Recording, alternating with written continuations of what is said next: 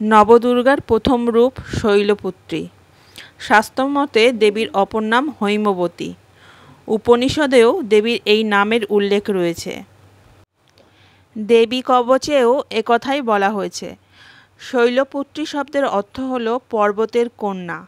দেবী হলেন পর্বতরাজ হিমালয়ের কন্যা, তাই তার নাম শৈলপুত্রী।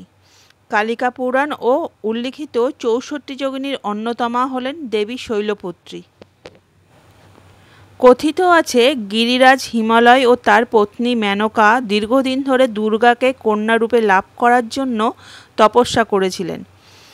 তাদের ভক্তিতে তুষ্ট হয়ে সতী দেবতাদের পরিত্রাণের জন্য হিমালয়ের গৃহেই পুনর্জন্ম গ্রহণ করলেন। শৈলরাজের পুত্রীরূপে মহামায়া দুর্গা হলেন শৈলপুত্রী। হিমালয়ের কন্যা বলে দেবীর অপর নাম হৈমবতী। দেবী শৈলপুত্রীকে কেমন দেখতে?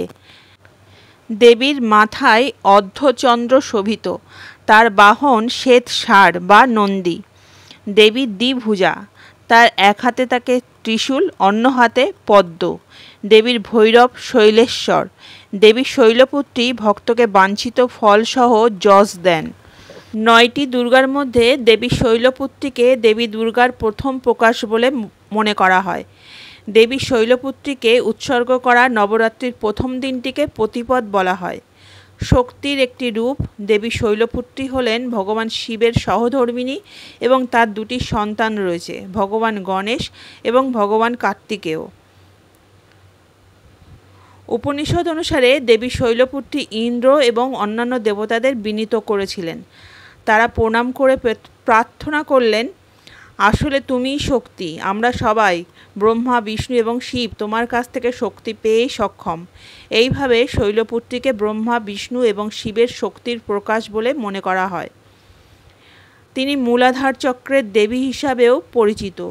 মূল চক্রকে জাগ্রত করার পরে একজন আধ্যাত্মিক জাগরণ এবং জীবনের উদ্দেশ্য আবিষ্কারের দিকে তাদের যাত্রা শুরু করেন। দেবী কেন শৈলপুত্রীর রূপ ধারণ করলেন তার পিছনের কিংবদন্তি। পূর্বজন্মে শৈলপুত্রী ছিলেন দক্ষ কন্যা এবং তাকে সতী বলা হতো। একবার দক্ষ একটি বড় যজ্ঞের আয়োজন করেছিলেন এবং ভগবান শিবকে আমন্ত্রণ জানাননি, কিন্তু সতী যজ্ঞে যোগদানের জন্য জোর দিয়েছিলেন। যখন তিনি বিনা আমন্ত্রণে সেখানে গেলেন, তখন দক্ষ শিবকে অপমান করলেন। কথাগুলো শুনে সতী যন্ত্রণা ও ক্রোধান্বিত হলেন। সে যজ্ঞের আগুনে ঝাঁপ দিলেন। সতী রাজা হিমালয় এবং রানী মেনকার কন্যা পার্বতী হিসাবে আরেকটি জন্ম গ্রহণ করেছিলেন। এই সময় তার পিতামাতা উভয়ই ভগবান শিবের প্রতি ভক্ত ছিলেন। কাশী অথবা বারাণসীর আলাইপুরার মরিঘাটের কাছে দেবী শৈলপুত্রীর মন্দির আছে। বর্তমান মন্দিরটি প্রাচীন মন্দিরের ধ্বংসস্তূপের উপর নির্মিত হয়েছে।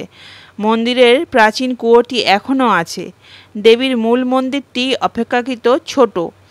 এই মন্দিরের গর্ভগৃহের পশ্চিম দিকের দেওয়ালে শৈলপুত্রীর কোষ্ঠী পাথরের বিগ্রহ রয়েছে।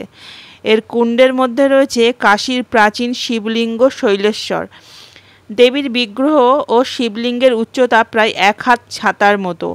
শারদীয়া এবং বাসন্তী নবরাত্রির প্রথম দিনে এই শৈলপুত্রী মন্দিরে ভিড় জমান ভক্তরা।